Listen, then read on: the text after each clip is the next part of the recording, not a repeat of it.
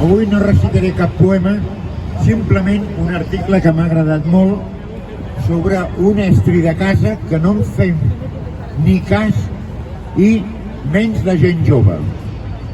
Diu: els nostres nets no saben o saben molt poc què és un davantal.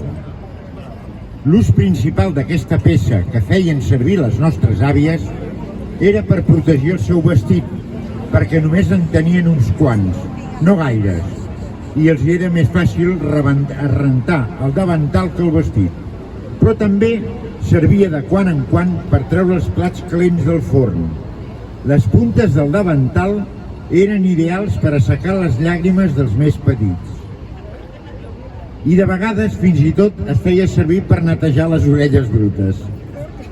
Al galliner, el davantal servia per recollir ous, pollets i de vegades per transportar suaument ous mig trencats per acabar de trencar-se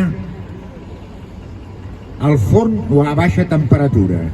Quan entraven desconeguts a casa, aquesta peça era un amagatall ideal per als més tímids, i quan el temps era fred, l'àvia ens envoltava els braços amb el davantal.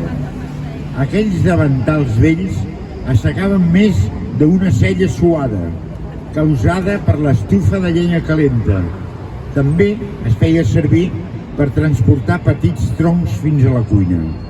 A l'hort assecava i portava tota mena de verdures. L'àvia també l'utilitzava quan trencava fruita seca i quan separava les faves i els pèsols de la seva cobertura verda. A la tardor, el davantal servia per portar les pomes i altres fruites que havien caigut dels arbres. Quan el sopar estava a punt, l'àvia sortia al porxo agitant el davantal ben alt amb la mà, perquè així els homes de casa sabien que era de tornar per sopar. Mai cap altra peça ha substituït aquest bon utensili, el davantal.